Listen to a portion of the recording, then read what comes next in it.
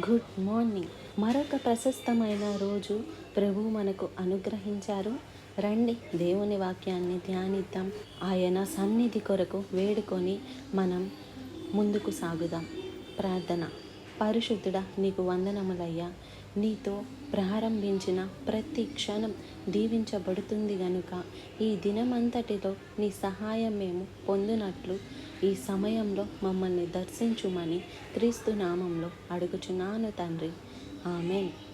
ఏంటి, బయలుదేరిపోయారా? ఎక్కడికి బయలుదేరిపోతున్నారండి? పొద్దున లేస్తే పనులు, ఎక్కడికి వెళితే ఎక్కడ పడితే అక్కడికి వెళ్ళిపోతూ ఉన్నాం.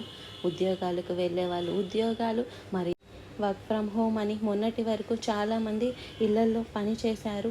ఇప్పుడు మళ్ళీ ఆఫీసెస్కి వెళ్ళమంటున్నారు. ట్రాన్స్ఫర్స్ జరుగుతున్నాయి.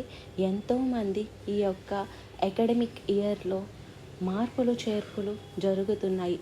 మరి మనకు తెలియకుండానే పూర్వకాలంలో ఇళ్లల్లో ఎక్కువసేపు ఉండేవారు, కానీ ఇవాళ అతి తక్కువసేపు గడిపే సమయం ఎక్కడరా అంటే మన ఇంట్లోనే అన్నట్టుగా ఉంది కదా.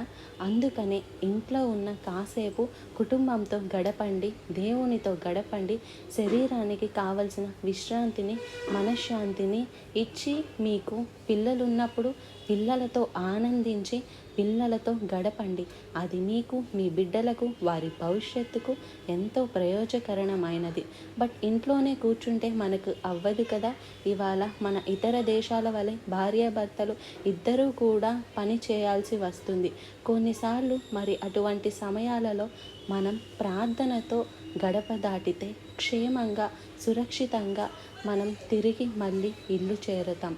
ఎంతమంది ఈ రోజున చూసారా అండి, ఇంట్లో నుంచి బయటికి వెళ్ళిన వారు మళ్ళీ ఇంట్లోకి రాకుండానే మధ్యలోనే విపత్తుల్లో చిక్కుకుంటున్నారు, యాక్సిడెంట్లో చిక్కుకుంటున్నారు, ప్రాణాపాయ పరిస్థితుల్లో రకరకాల రోగాలకు గురవుతున్నారు. మరి ఎన్నో రకాల సమస్యలు చూస్తున్నాము. అందుకనే మనం దేవుని సహాయం కోరాలి. 121వ కీర్తన మీరు ఎప్పుడన్నా మనసు పెట్టి చదివారా? ప్రతిరోజు కూడా బయటికి వెళ్ళేటప్పుడు ఈ కీర్తన మీరు చదువుకొని వెళ్తే చాలా మంచిదండి. అది 10 రోజులు చదవగానే మీకు ఆ వాక్యాలు కంటత వచ్చేస్తాయి. కాబట్టి మీరు బైబిల్ పెట్టి చదవక్కర్లేకుండానే you need to climb it.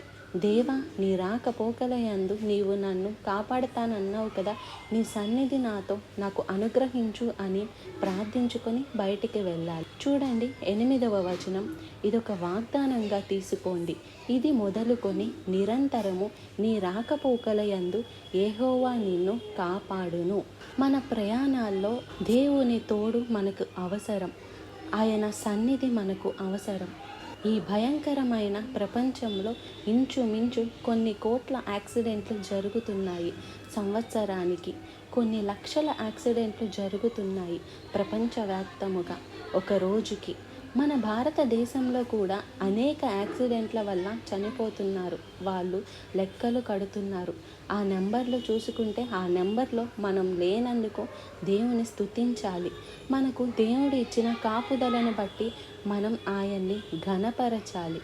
నా సన్నిధి నీకు తోడొచ్చును అన్న వాగ్దానంతో మనం అడుగు బయట పెట్టిన